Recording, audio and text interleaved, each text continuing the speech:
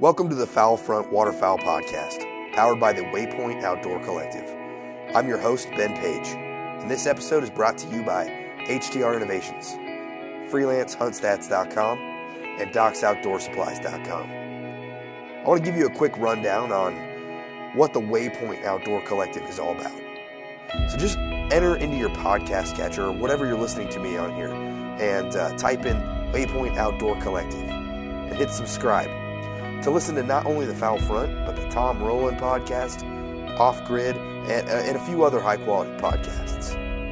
I teamed up with Waypoint because in this day and age, individuals with the same goal and heart need to band together and create a synergistic and powerful movement not only against those that are opposed to hunting, but for those apathetic to the cause and don't quite understand our passion for all things wild. And this week on the show, I'm talking to Jerry Holden, the Southern Region Director for Ducks Unlimited. And in this episode, we're going to be addressing the question, where are all the ducks? Welcome to the Fowl Front Outdoors Waterfowl Podcast, where our goal is to recruit and educate new hunters while entertaining the rest of you. Without new hunters and the mentorship of those more seasoned, this passion as we know it faces an uncertain future. So get the word out, turn the volume up, and enjoy the show, because you're on the Fowl Front. Okay, today on the show, we've got Jerry Holden back. I think the last time we had you was about 20 or 30 episodes ago, and you and me, we've kind of been talking ever since then. And so Jerry Holden is the South Regional Director for Ducks Unlimited, and now is the season for conservation. Isn't that right, Jerry? That's right. So the South for Ducks Unlimited is New Mexico over to Virginia and south. So it includes Oklahoma and Tennessee, but not Kansas, Missouri, and Kentucky. That's where the line is. But that's right. We finished our consumptive season where we take some from the resource and then we hit it hard in February, the beginning of the cycle of putting it back. Awesome. Yeah, I think this is the time of year that you're starting to see, a bunch of people, organizations starting to give back, as you say. Was it the take and the give, right?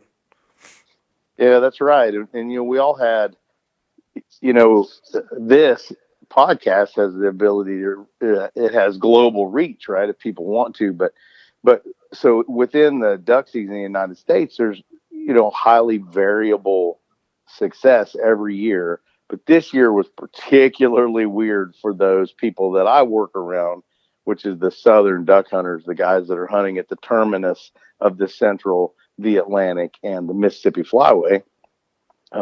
It was a challenge this season. We had a pretty dang warm season, maybe not record warm, but pretty warm, but it was record wetness. It still is. And one of the ways to think about that is that it's great for ducks because they had tons of options. And remember, the waterfowl, the business that they're about during the wintering period is to find a mate. And then when they find a mate, they get pretty territorial. And I know you've seen that when you're waterfowling. You get a pair come in, right, a drake and a hen, and they just don't want to do right because the drake wants to keep her away from the other drakes, but she might want to go see the other drakes. And so often when that works out for you, it's the hen that comes in, right, and the drake will hang back, and that's really about pair bonds, and she's trying to select the best mate that she can. And so ducks in the wintering period are trying to find, they need to get fat, and they know they need to get fat, but they're also trying to find a mate and isolate that mate from other ducks and strengthen that pair bond so they can go back to the prairies in the springtime and do their business. And so this year, ducks had an opportunity to spread out all over the landscape in the South, and really in lots of places. I mean, it was just the eastern half of the United States was extremely wet this year, and warm enough that it didn't freeze very readily. And so waterfowl had tons of options, and what that causes is, how do I say this? There's a good deal of dissent, or not, that's not the right word, disappointment. There's a good deal of disappointment in the waterfowl season. And this, if you do what I do for a living long enough, you'll see that this too is cyclic. What is old is new again. Right. So I have a great quote for you. It's two quotes. And the first one is, it has resulted in mallards remaining longer in the Midwest during their migration. Mallards now winter north of their former wintering areas. And the second one is, I think the time is coming where these men will insist on more and better answers than have yet been given by the Wildlife Service or Ducks Unlimited to the question, what has happened to our waterfowl? These two phrases were published in Wildfowling in the Mississippi Flyway in 1949. And the reason I bring that forth is every decade or so, we have a really good duck season backed up with a really bad duck season, and people are upset and they look for answers to why that is. And unfortunately, migration is a complicated thing. There are different, a bird like a mallard has the ability to feed in a field. And so he or she is able to do that. And so they can really take a lot of risks with freeze up. The science is pretty clear. We know they can make it almost a week without eating, right? So it can freeze up really, really hard, and they can just wait for a week. Whereas a bird like a gadwall, those are called wetland obligate species, meaning they get their food from a wetland. They can't be near as risk tolerant, because if their food freezes up, they have nowhere to go. Right? Yeah, they got to go. And they got to so stay ahead of it. You'll see birds like blue-winged teal and gadwall, or you and I think of them as early migrants. It's just they're just less risk tolerant because of the kind of bird that they are. And that counts widgeon as well, I'm pretty sure. Yeah, widgeon actually live on both sides of that. Widgeon have adapted to use grain fields, but their normal or for preferential diet are much like gadwall. Right. Right. Think of them as grazers, right? They like filamentous algae and certain kinds of submerged aquatic vegetation. Well, but you're talking about there being an abundance of water. I know I was talking to people that have been hunting up here in Manhattan, Kansas, and they said there's so much water this year. Like we don't even know how to hunt it anymore. Like because you're right.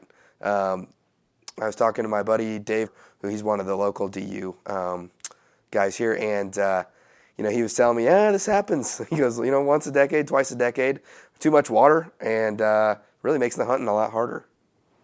Yeah, because the birds have options, but as a dedicated conservationist, I sort of see the other side too. That's going to mean a lot of fat birds that return and potentially give us more production. I say potentially, of course, because the prairies have been getting drier. I know you saw the numbers when they came out, but like birds like gadwall was way down this year, and so it's time. We need a good snowpack, which we have at the moment in the prairie for the most part, and then we need a wet spring up there so that those birds. We weren't able to do much damage to their populations over duck season, and so we need them to have really good breeding conditions. That'd be a good thing for us, but that too is cyclic, and it's not always good and it's not always bad. The only certain thing we deal with is change. Right. And so if you had the ear of the southern duck hunter right now, what would you tell him? I would tell them that it's really important. Waterfowlers as a group are aging and dwindling, and so it's when we turn on each other and we have infighting over there being some sort of conspiracy to keep ducks from migrating, or it's the Fish and Wildlife Service's fault, or Ducks Unlimited's fault, or any state to the north of where you are is fault.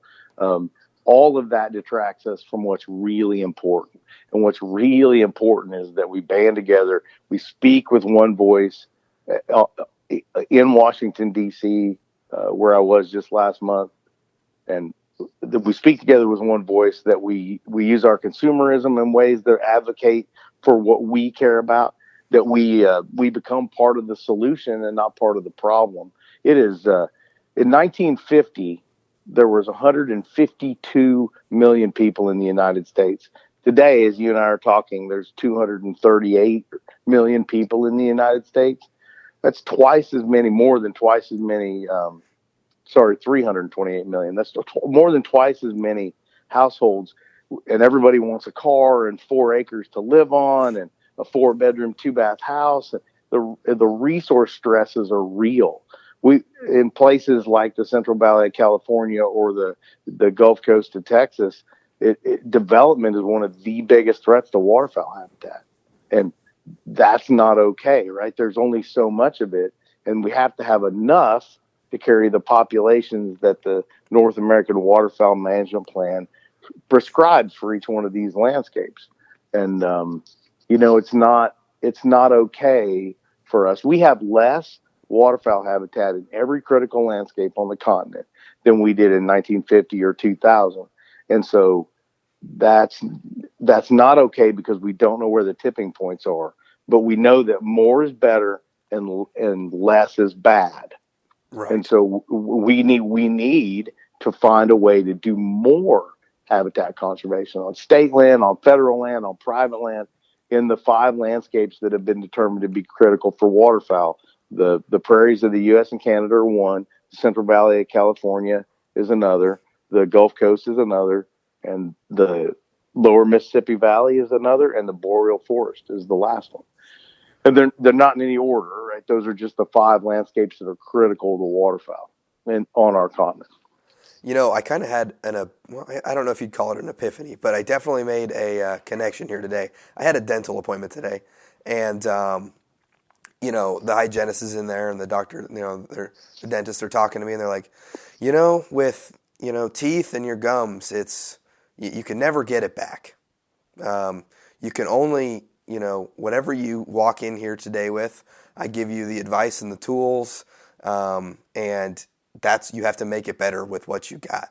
And that's kind of how public lands and wetland restoration kind of is, right?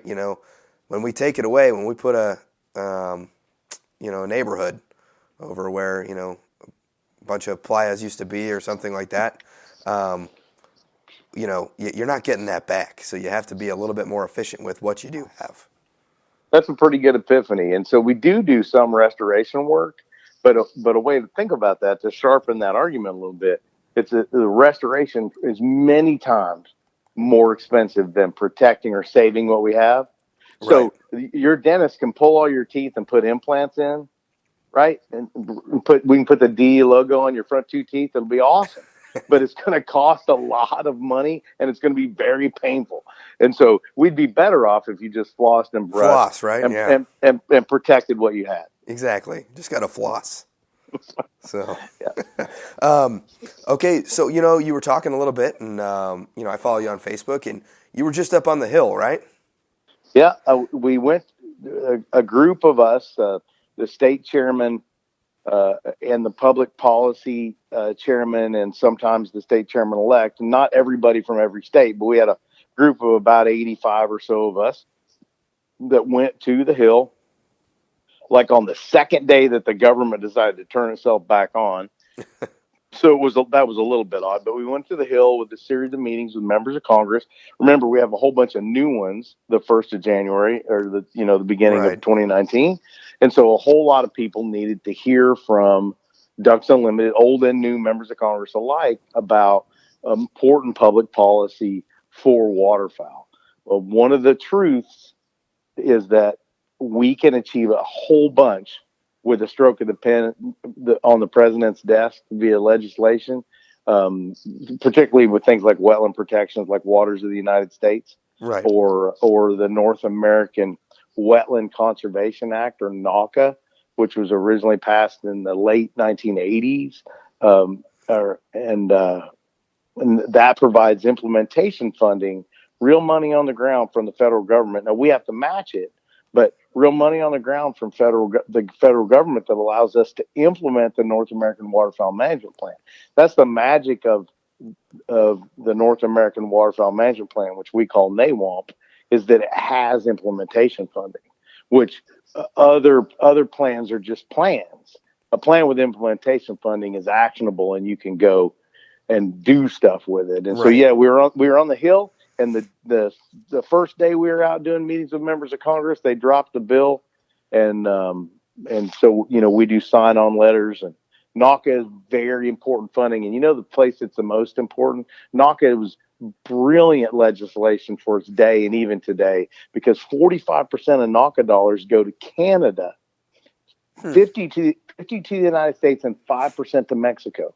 And so you think about that for a second. So here we have U.S. taxpayer dollars of one form or another going to another country, but they're going to another country not as foreign aid, but to help with a international resource, to help do breeding waterfowl habitat conservation so that more ducks migrate, that's really, I think, for the time, certainly visionary. It was George Bush the Elder was the president when they were able to get that done, and it's a landmark piece of legislation for waterfowl.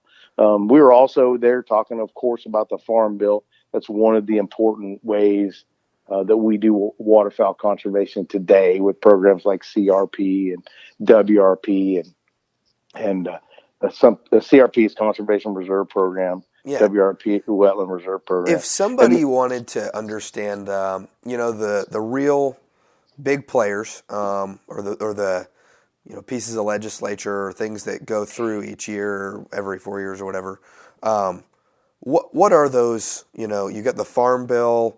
What are the main things that somebody would have to research to really understand, how conservation works? Yeah, so you can go, one of the places to go is you can go to ducks.org, and from there we have a policy page where we get a package for you, but I can go over it for sure. So, yeah, sure.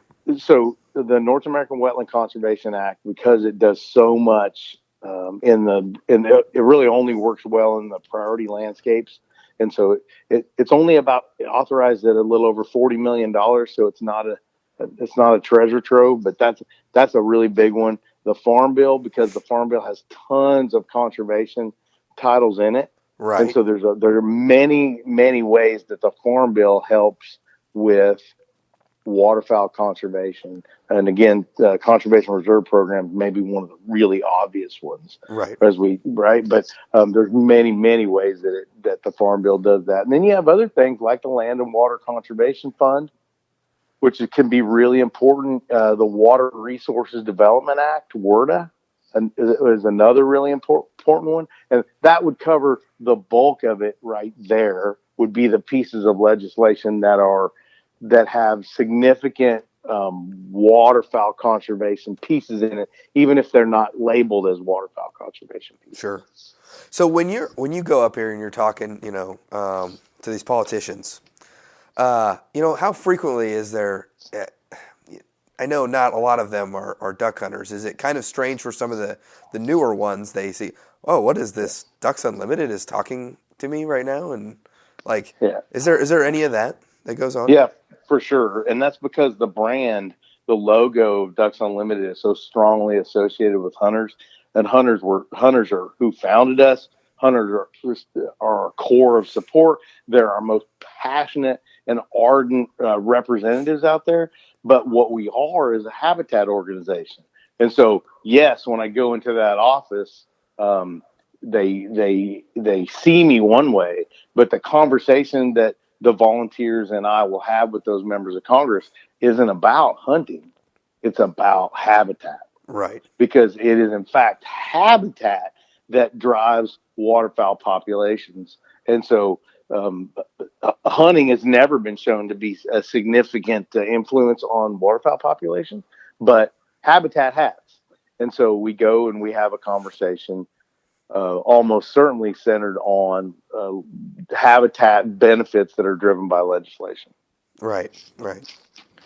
And it can be really odd sometimes, because you can tell when you go into an office as Ducks Unlimited, if they're new and they don't know us. Some of them are put off a little bit by us. I mean, one of the things we have to grapple with as 2019 hunters is that the social license for what we want to do is definitely changing. You could even argue that it's waning. And so we all have an obligation. This might be a bit of a tangent, but we all have an obligation to be extremely ethical and extremely good ambassadors for what it means to be a hunter conservationist. I follow a Australian duck hunting Facebook thing, and I am absolutely horrified that someday,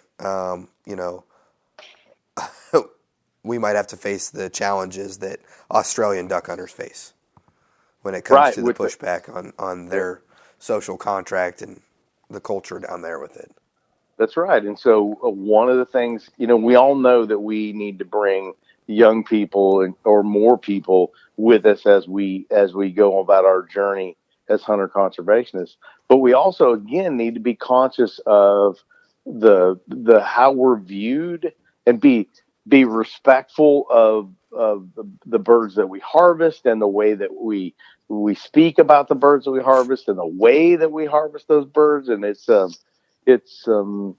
I think an obligation that we all share today to be a bit gentlemanly and civilized about it. If we want to, I'll be fine. My generation will be fine. But you're really always, and when you do this sort of stuff, you're working not on your generation, but your children's. Yeah. Right. And so what sort of world are we leaving for those folks? And what's the public perception of this thing that we love so dearly? Yeah, it's so true. And, oftentimes I've seen Facebook videos or YouTube videos of guys, you can hunt right up next to the shore, right next to these houses. And they're sitting there. And even though it's within their legal, rights, they're just being, more or less jerks. And I give it 2 or 3 years before you can't hunt that entire lake, because of public opinion and being bad ambassadors.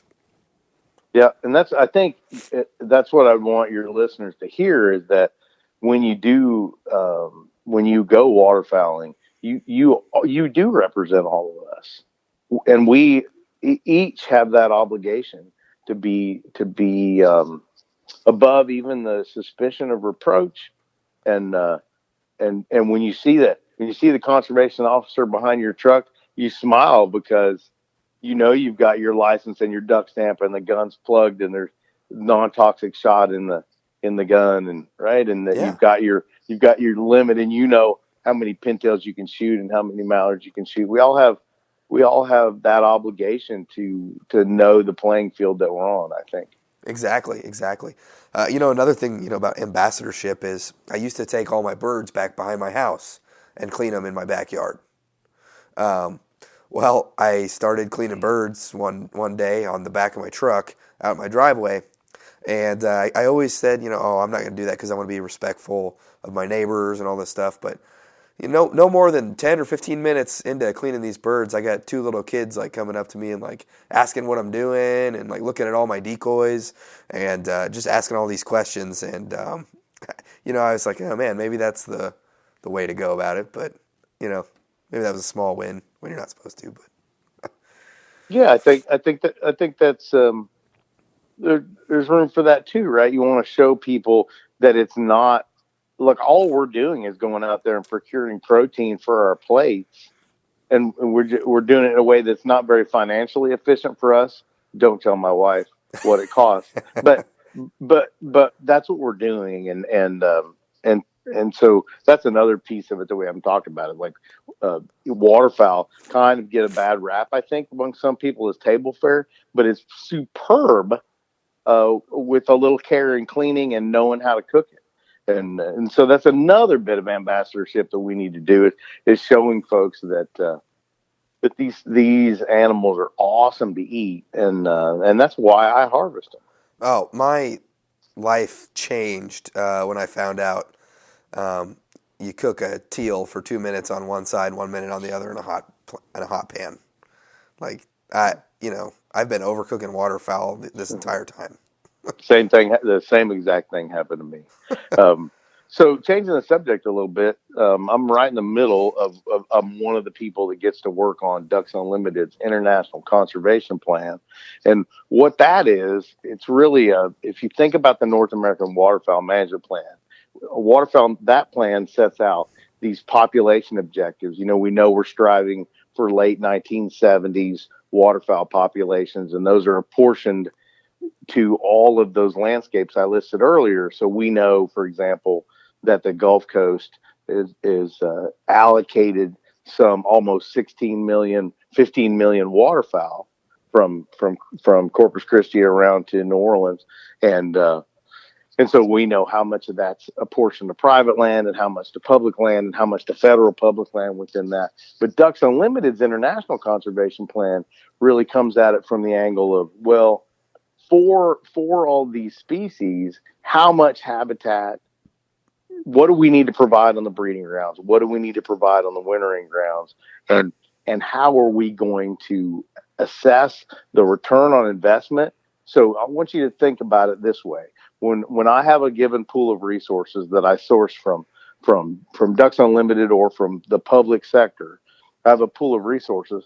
I'm going to make a series of investments with those dollars, just like you would in the stock market. And some are going to be high risk, and some are going to be low risk, and some are going to pay off quick, and some are going to be really long payoffs, and some are going to have a higher rate of return, and some a lower rate of return. And there's a whole portfolio of investments out there, but they all, because we're Ducks Unlimited, are all subject to being assessed for, well, what is the rate of return? What's the balance between investment and risk and return? And so the ICP uses that rate of return logic. The International Conservation Plan uses that rate of return logic to look at, okay, what do we need to do in the prairies? Like, do we need to protect it, or do we need to restore some of it? What's the grassland versus wetland mix? All of that stuff. And we do the same thing in the wintering areas and the migration areas. And it's a really important. I want the listenership to know that we, every 5 years, revamp that plan, rerun the models, and take a look at her. What goes into that? Like, are there people that are really saying, hey, we gotta, like, does everybody kind of have their own thing? Like, this guy, he says, hey, we really need to put a lot of work into the prairie pothole region, and you're saying, oh no, you got to focus a little bit more on the Gulf Coast. How does it look? It doesn't work like that. So it's really about the birds. So there's a team of waterfowl. They're almost all waterfowl ecologists within Ducks Unlimited. That Ducks Unlimited and Ducks Unlimited Canada, to be clear, and so that's our science team, and the science team looks at the landscapes that we're responsible for, which is the 5 that I listed earlier. Yep. And we do it in a spatially explicit way, i.e., you basically can map the landscapes for production potential for waterfowl. In the prairies, it'd be breeding pairs per square mile, right? So you think of it like density maps, and so you look at those acres where you can really impact the most ducks, and then you look at what your treatments are to the landscape, whether think of it like grazing management plans or easements that don't allow it to be converted. You look at the threats, and so it's effectively a computer model that lets Ducks Unlimited assess the return as measured in waterfowl from its investments. Interesting. So I gather your team of ecologists or your science team, they're basically working pretty much, round year to build this 5-year plan and update it. Yeah, that's right. It's a living document. Certainly it waxes and wanes the focus on it, but that's right. It's a living document because one of the things it's fueled by is the body of research out there.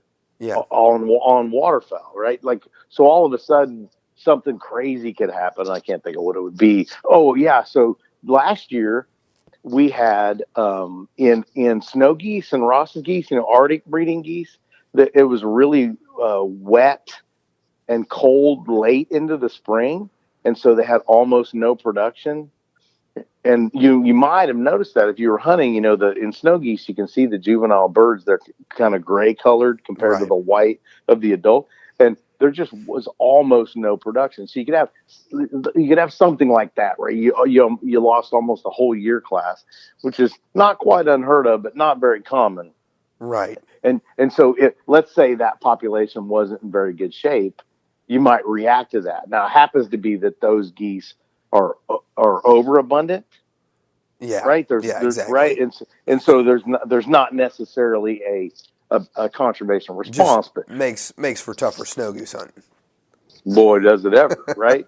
As you probably know, the average snow goose in the Central Flyway is something on the order of 11 years old, That's and nuts. Those and are that means they've battle they've hardened birds. they've seen your tricks before. That's right.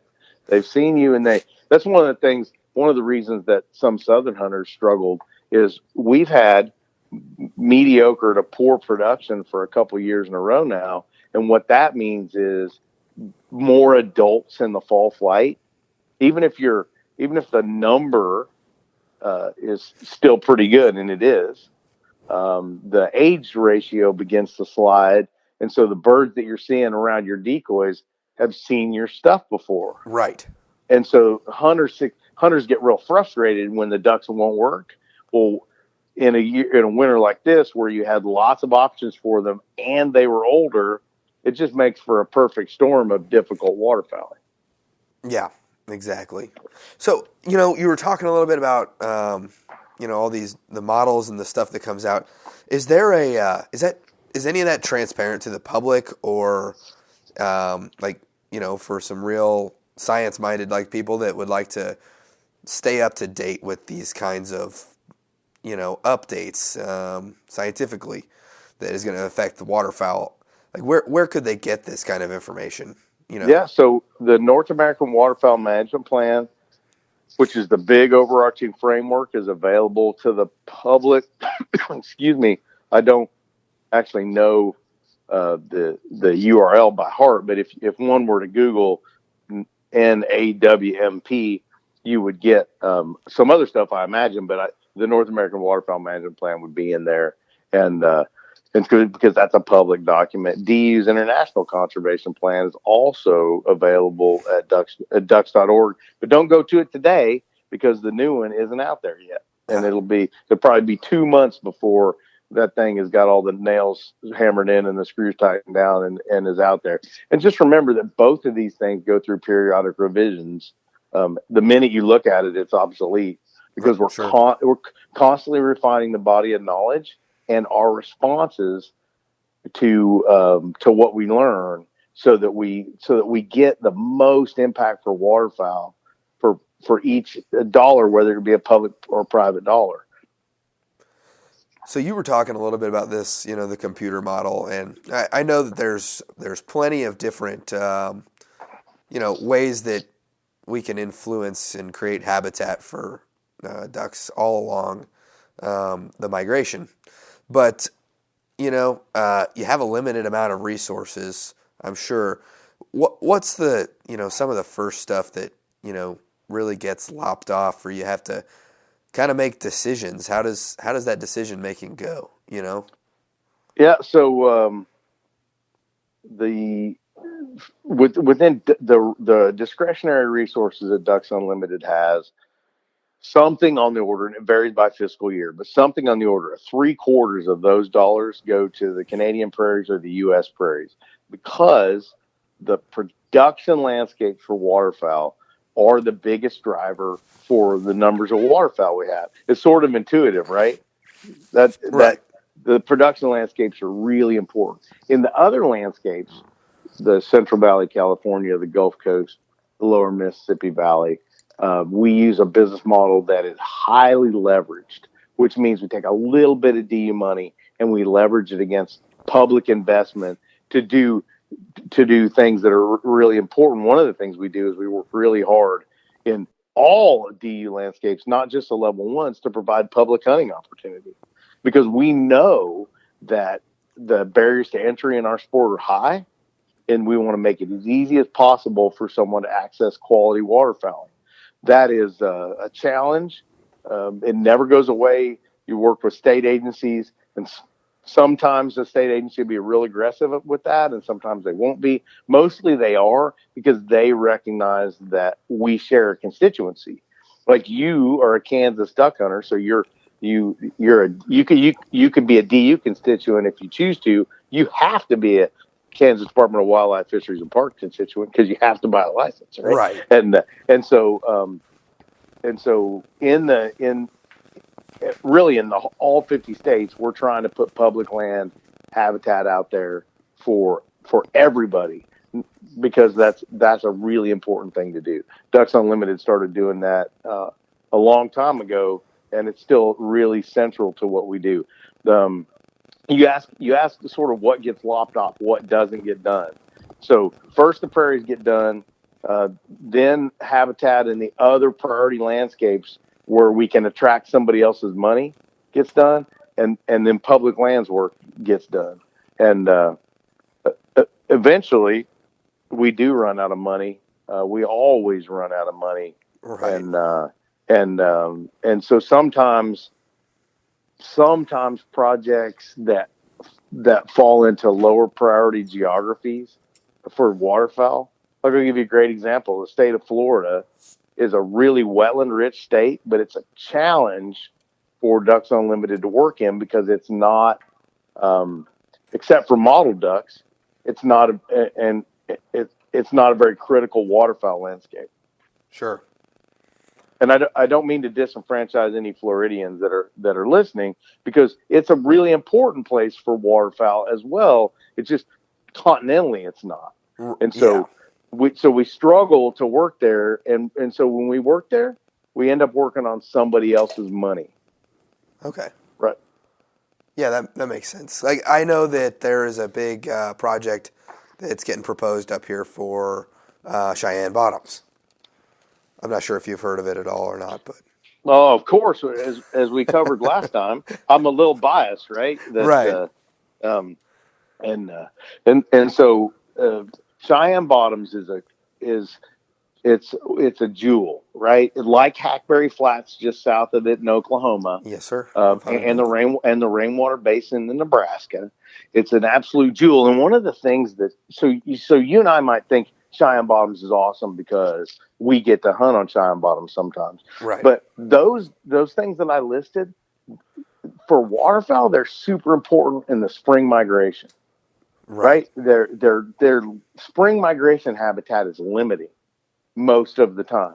Well, it may not be population limiting, but it's opportunity limiting. So spring migration habitat's important in Cheyenne Bottoms and Hackberry and the rainwater basin. Think of them like the stepping stones right up the Central Flyway, right? Oklahoma, Kansas, Nebraska. Those birds, here in the South, I get a lot of, Ducks Unlimited gets a lot of static. The states do too, right? That, somebody's got to be shortstopping our ducks, right? So this is horrible. You can't have any habitat delivered north of I-10. But if you think about the energy drain that it takes for a bird to migrate, they just like you have to pull over and get gas in your car every 300 miles. So do they. Right. And so it's really important to provide those places, those filling stations along the migratory route where birds can get food resources that they have to fuel that engine. One of the things we haven't talked about is what makes a duck migrate. So we know photo period. We think we know photo period is what gives them the urge to migrate. But the proximate factor or the trigger is more weather dependent, right? And if you've ever hunted in the prairies of the north on a day when the wind blows hard out of the north, you watch sandhill cranes are the most obvious, right? They'll start circling and get higher and higher and call and call and call, and then they just disappear like the the Starship Enterprise, yep. Right? Like warp speed because they're riding that north wind, right? So day length gives them the urge, but they wait for that crisp wind to ride on. Because why would you migrating into a south wind? That would be energy inefficient, right? Right, of course. So Cheyenne Bottoms is really important. I'm really, really proud of Kansas Ducks Unlimited, and I'm really proud of Ducks Unlimited and the state of Kansas for understanding the obligation they have. Wetland restoration work like that, it's frustrating because you do it, and then 20 years later, you're right back at the same place. It's not eternal because it's levees and water control structure and watersheds and drainage areas and underground irrigation and pumps, and it's a machinery, and like all machines, they fail over time. Oh yeah. And so Dee's been out there before, and Dee will be out there again as a partner to Kansas Department of Wildlife, Fisheries, and Parks, because that's good for duck hunters and for ducks. Yeah, and then I didn't kind of understand how the funding was being. I was like, oh, why is it such a big deal? They do work every year at Cheyenne Bottoms, and then I was like, when I saw how much money was going into it this next couple years, and then they're going to be raising for it, and you see like 25% of it is DU generated funds, 25% I can't remember, some other generated fund, and then the other 50% was being hoisted by the government, and everybody kind of combining their money, almost like college kids putting a snow goose spread together or a Canada goose spread together to get the most bang out of their buck. Yeah, that's what we call leverage, right? So Yep. DU does this all the time. So DU will raise some cash money and try to catalyze. I often call us the spark plug of the conservation engine, right? So you have to catalyze something good to happen, and you start that with a little bit of money. And if you bring money to the table, a lot of people have opinions, but not everybody will bring resources. You bring money to the table, it has an amazing way of sort of coalescing direction and getting people, other people to bring money to the table. And then if you're not careful, you do something great. And that takes us back to the beginning of the conversation. That is why it is so frustrating to see dissent amongst waterfowlers, because there's not enough positive momentum. We are losing habitat faster than we're restoring it or protecting it. And so the last thing we need to do is squabble amongst ourselves. We should all be leaning very far forward into this thing called North American waterfowl conservation. Right. And just like you said, it's kind of like, I guess some southern hunters this year, they were disappointed, and like I said, they'll be on their high horse again in a couple years, I'm sure, shooting the ducks. But now, it's not the time. There's so many people there's people that actively wish that hunting was not a thing, and then even worse, there's people that are completely apathetic to hunting and conservation. That's right. One of the things that dissent causes is it causes people to maybe take the opposition viewpoint, and that's perhaps more healthy than the silent majority that just step off and they don't become part of the conservation solution. And so that's one of the things that I'd like your listenership to hear, is that if you value waterfowl in some way or another, you have to be engaged in waterfowl habitat conservation. There's lots of ways to do it, but you absolutely have to be engaged, because to do otherwise means you're a taker, right? And so you're depleting things. You take more than you give, and we the obligation that we have to the next generation is to give more than we take. Right. 100%. So, what are you excited for in this next year? What's got you excited? Well, so that's a really good question, and because I'm in a zone where I've been doing a lot of travel on the weekends. 13 states is a big place, and so you spend a lot of time at Ducks Unlimited leadership meetings with the volunteers. You spend a lot of time at the state conventions with the volunteers, or at the national convention with the volunteers. And I'll tell you what, it's not about this next year, but one of the things that is amazing after a couple of decades of working with Ducks Unlimited is the fuel that you get when your staff from those dedicated volunteers and sponsors and major sponsors of Ducks Unlimited, the people that are giving their time and their money to Ducks Unlimited. I mean, in some cases, a staggering amount of time in order to raise those dollars that Ducks Unlimited uses to be that conservation spark plug. And I draw sometimes when it's day 27 in a row and I just want to sleep in one day, I draw the fuel from those people that are volunteering. They're zero compensation. All they really get out of it is the satisfaction that they are working to make the next generation better than the one they have, right? The lot of the next generation better than the one they have. And that is very buoyant, right? That buoys one's attitude as you go about the work that you do. The other thing I'll tell you, I'm famous for saying this, money is the answer. The question just changes. For me, because one of the things I handle is a lot of our coastal work.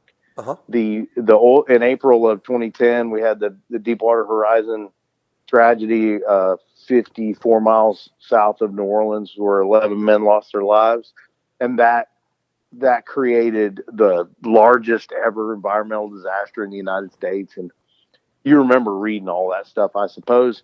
And oh yeah, now 9 years later, that money is beginning to make itself to the landscape in a meaningful way, and that provides the funding. The tragedy has some good aspects to it, and the good aspects are meaningful levels of conservation funding along the Gulf Coast that we hadn't seen before and wouldn't have seen without that oil spill. And super frustrating for a naturally impatient guy like me to wait 9 years, right, for the money to work itself through the system. But in the next year, you begin to see that in real terms. And it's not as though that money hadn't hit in any place before, but the bulk of it is beginning to manifest itself. And that's pretty exciting to see 9 years of hard work trying to get duck projects to the front of the list start to pay off. Right. So what has you, what has you kind of concerned this year?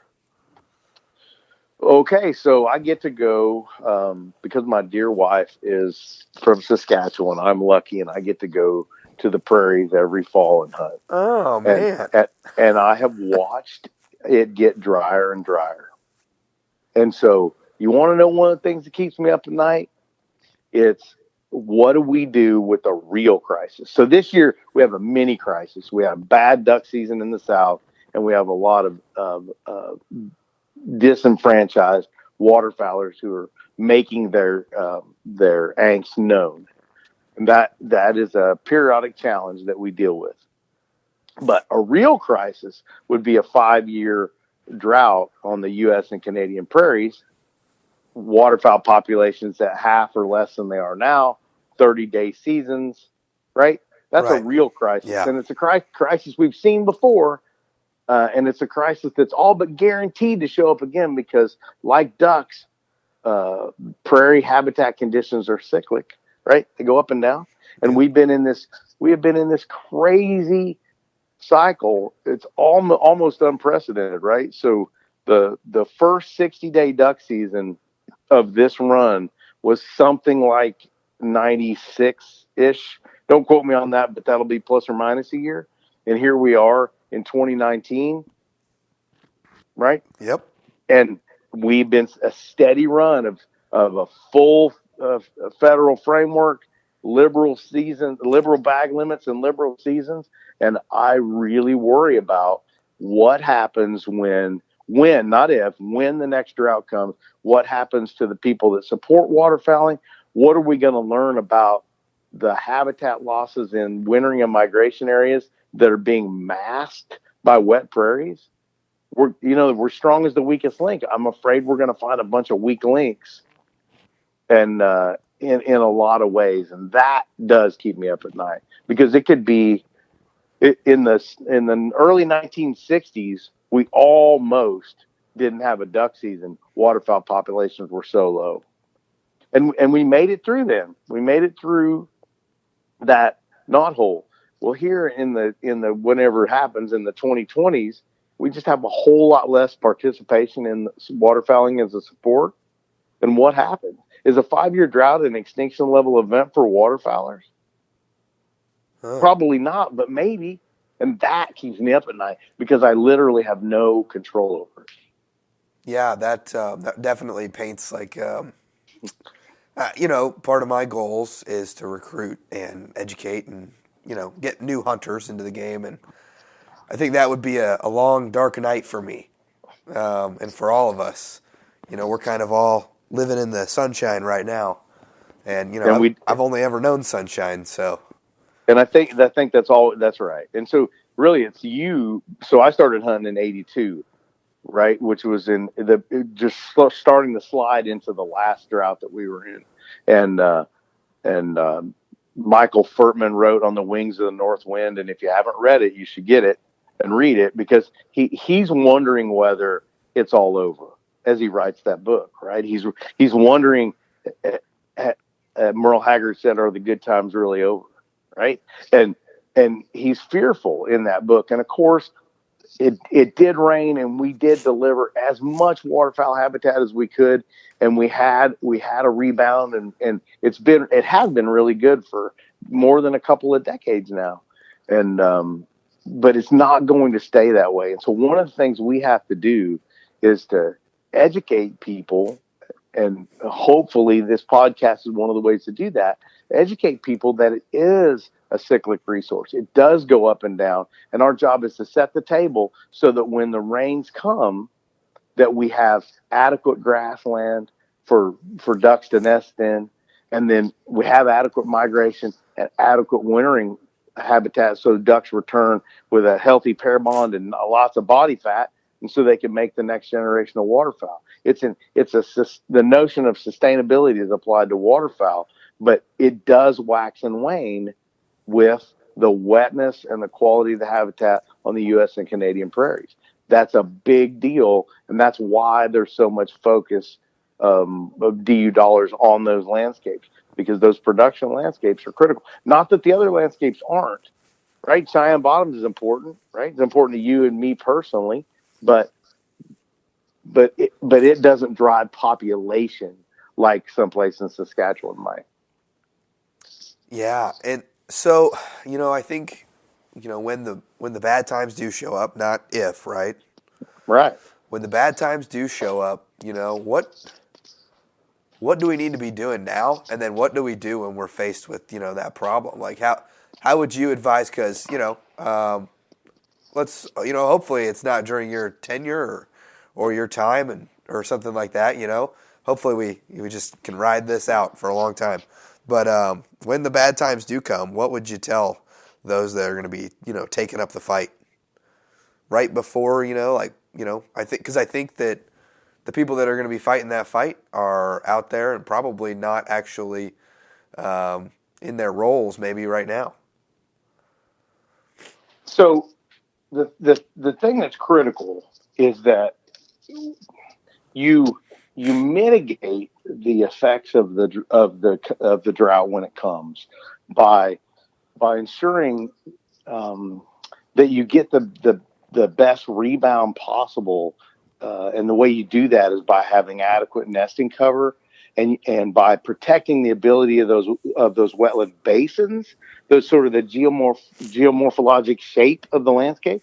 So you don't want that basin to be impaired, so that when the rains come, it does puddle the rain, right? We know that the little ephemeral wetlands are the most productive waterfowl landscape features, right? And so our job basically is think of it like setting the table. In all of our landscapes, we want to set the table. You can't drought proof the world, right? You can't. Yeah. It's just that's asking too much. So you set the system up as best you can so that when the rains come, the waterfowl have the opportunity to take advantage of it. One of the great things about ducks is they have wings, and they can find the suitable habitat where it lies, and so they'll move to wherever it is. Like Canada and North Dakota are both pretty big places, and so they're not. It's hard to make the whole state dry, and so the ducks will move around. They'll take advantage of what resources they can find, and it's our obligation as conservationists, and in my case, as part of a conservation organization, to simply ensure that the system has enough capacity to rebound when the rains come. And so that means not allowing or trying to not allow, it's not the right way to say that, but trying to keep wetlands from being drained, because once they're ditched, then they don't have the capacity to fill anymore, and to keep grasslands in proximity to those wetlands so birds have someplace to nest. I mean, that's it. You just have to do enough of it to matter. And scale is what's vexing in all of our landscapes, because the pressures on landscapes are intense. Development pressures to plow up that grassland and grow some crop there, pressures to drain the wetland to get the water out of the way. There's a lot of those pressures on the landscapes, and so you have to work very hard to do enough fast enough to make a difference. Yeah. It's my absolute dream to just go on one of those waterfowl surveys that they do up there, and be in the plain or be walking the grassland just to see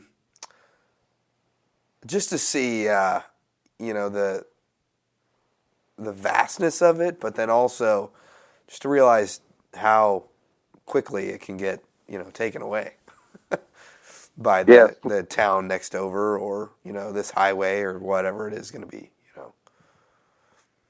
Yeah,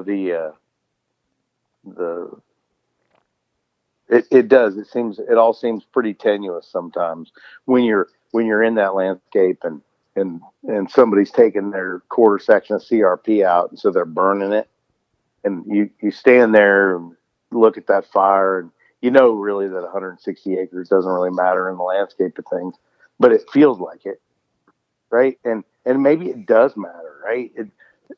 Because it's not just that one landowner's actions; it's all of them compounded each other. Yeah. And acre by acre, project by project, easement by easement, and landowner by landowner. That's how Ducks Unlimited works, and that's the hard way of doing it, right? To do habitat conservation that way is the hard way. I think one of the things that when people come up with alternate theories about, hey, why was my duck season bad? They're often looking for a short circuit or an easy button to more abundant waterfowl. And so you've seen that in the past with organizations maybe advocating for predator control or hen houses or doing something different with what's allowable agricultural practices. But those are all distractions from the hard reality of really needing to do habitat at scale that matter, and that message isn't so palatable because it's the hard way. There does not appear to be a shortcut here. We have to deliver enough long-lasting conservation on the prairies, the migration of the wintering areas to matter, and that's a hard and expensive pathway. And everybody wants an easy button that the science just doesn't indicate is there. Yeah, I mean, to get buff, you got to go work in the gym, right? No, man, I can buy one of those. I can buy one of those suits like you see at Halloween. I'll zip it up. You'll never be able to tell. But, no, that's right. And I wish I had an easier message, a more palatable message, but it's not, right. It's landscapes capable of supporting waterfowl are also the landscapes that humans are dependent on, and this is often overlooked, right? So you and I need You expect when you take a shower in the morning that clean water is going to come out of the shower head, and that you're going to be able to do your laundry.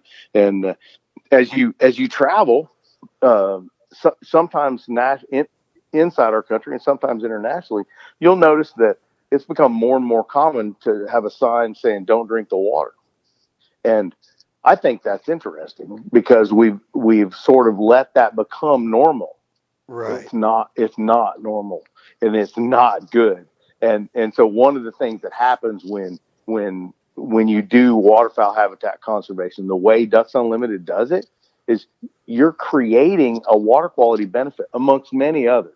But you're creating these environmental and social benefits. You're doing it the hard way.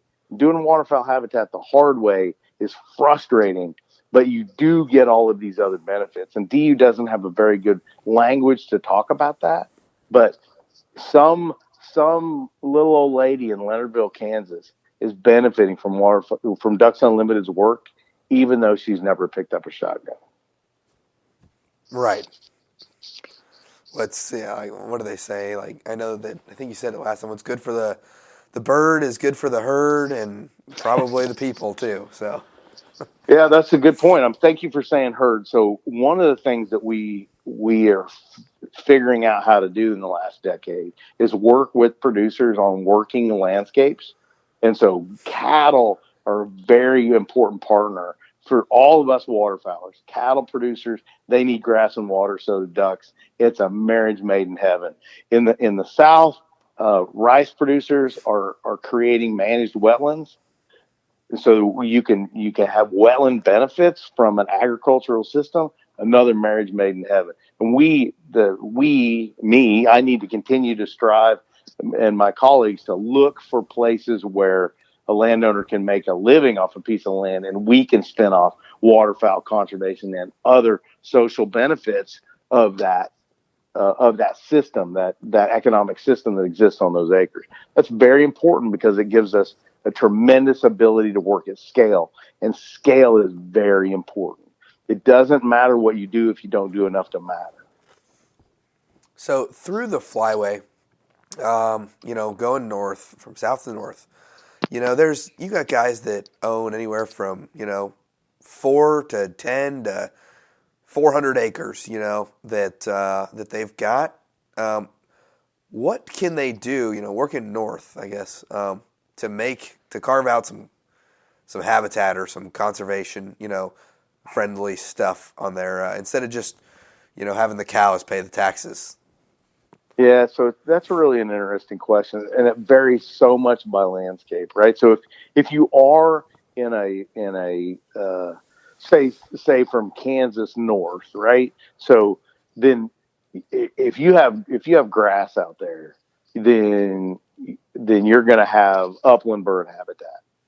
And if you have grass and water, not in Kansas, but in South Dakota and North Dakota, you're going to have waterfowl habitat.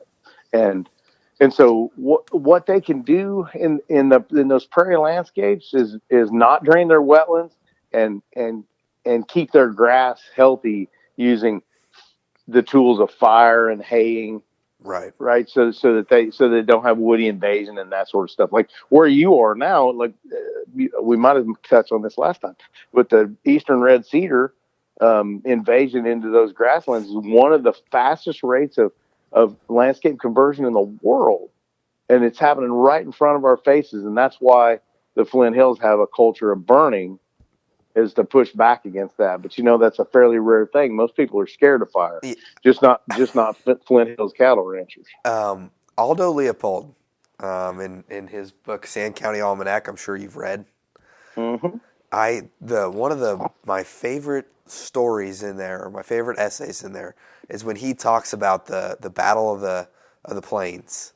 In the Battle of the Plains, it's a war fought between grass and trees, and the biggest ally that the grass had was the fire, that would take out any of the trees, because the grasses would come back, the trees wouldn't. When people came around, we started quelling fires, and we like trees, so the prairie kind of law is losing, as it were. It is. And the other piece of that is, so fire sets back succession, and that's what you want. And so to get to your earlier question about what somebody can do, like, so in the South, wetlands too are much more productive when you can set back succession. And so if you, in the South, there, many of them, you have water control, so you dry them up and then you would disc them or perturb them, and then put water back on them, and boom, you get this explosion of biomass of moist soil plants, Right. and that creates a very productive wetland for waterfowl and a bunch of other things too. The problem is, in both cases, setting back succession is hard work or it's expensive. There's no easy button there either. Right. And so sometimes people don't want to do it because it's either expensive or difficult. And but you really need to, in your grass landscapes and in your wetland landscapes, to manage your succession, to keep it in an early successional stage where it's more productive.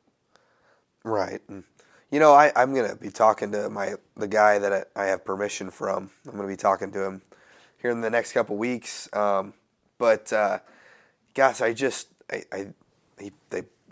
pay the taxes, you know, he lets the cattle come in with the ranchers and whatnot, and I think maybe it's too much, and that there's not enough, there's like the grass health there I don't think is great at all, and the one pond that's on the property, there's really only two ways into the pond, and everything just gets trampled and eaten around there, and so there's organizations that you can reach out to, right? Like to help, like consult you on this kind of stuff. Yeah, the number one free one is the Natural Resource Conservation Service. Yep. What we know is the NRCS, and so you bet there are, and in some places where DU has enough staff, then we're able to do that as well to give folks advice, if you will. We call it technical assistance, but it's really advice on what they could do to manage their property better. But in some place like the middle of Kansas, the state agency also often has private land biologists. I shouldn't give them short shrift. And so often KDWF&P in your case would be able to send a biologist out there to do that. And you never know, right? Sometimes there's money, pollinator money, right? And yeah. so those field biologists in those individual counties are whether they're federal or state, they're the logical starting place. One of my dad's friends, he used to let cattle, graze on his property, and now he planted a bunch of trees. I can't remember a couple bushes or something like that, and he's a butterfly rancher now. It pays the taxes just like the cows did, but it's only for butterflies. It's not for cattle. So that may sound crazy, but in this world with pollinators being on such a decline, the actual value of a dang butterfly is higher than you think. Yeah.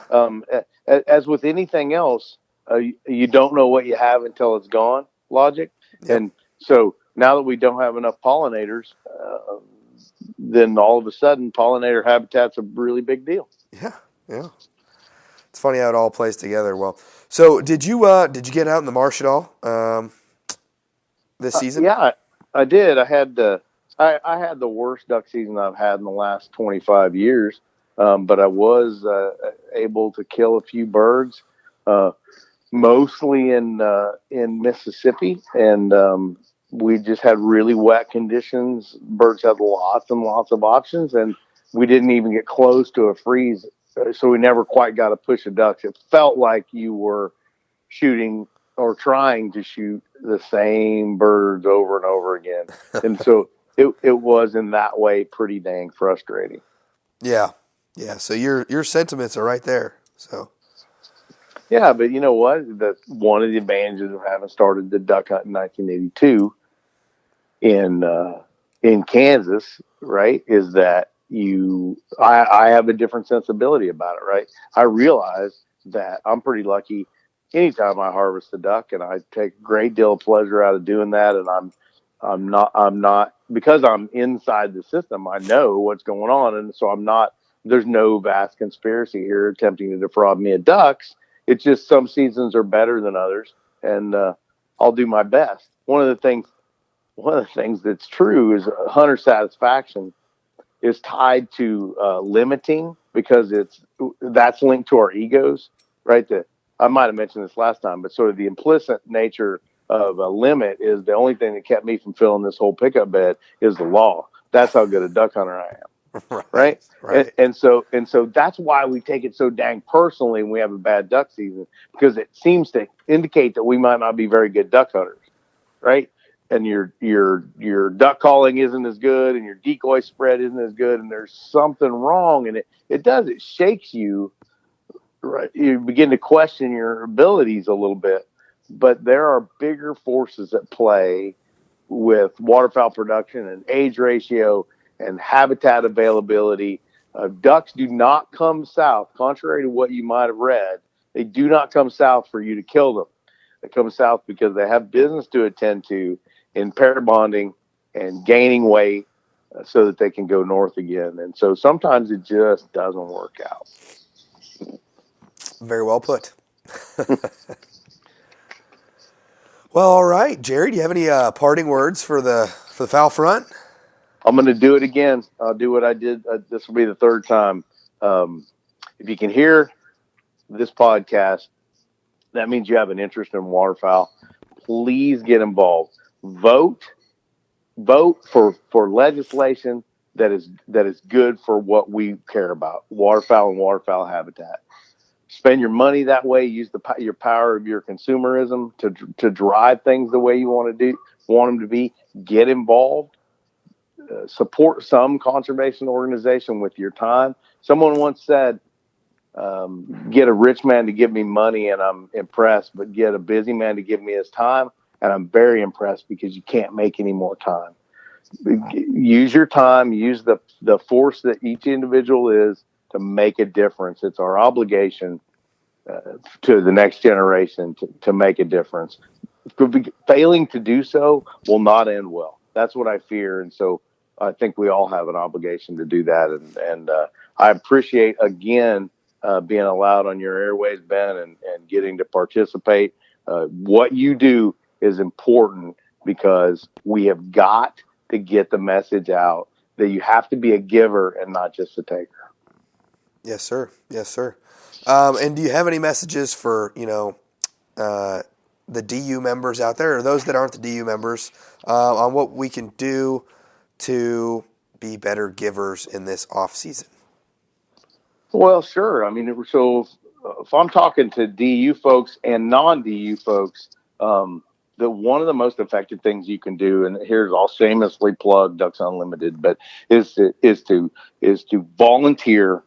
And that has the amazing advantage of you get to hang out with other people that like what you like. And one of the things that I've noticed in a couple of decades of working for Ducks Unlimited is I meet people from all cross sections economically and geographically across this country, and we all love the same stuff. And so there's instant conversation right there, an instant camaraderie. And so if you can find your local chapter and get involved with Ducks Unlimited, it pays you in the Ducks Unlimited family, right? The famous former DU president John Tomke said, "I came for the mission and stayed for the people." You get that. You get the people aspects of Ducks Unlimited. We do band together and try to make a difference. And there is some comfort in being with other people fighting this fight. Now, to be clear, I came for the mission and stayed for the mission, right? For me, it's about waterfowl and waterfowl habitat. But I do, as I said earlier, I'm buoyed by the people.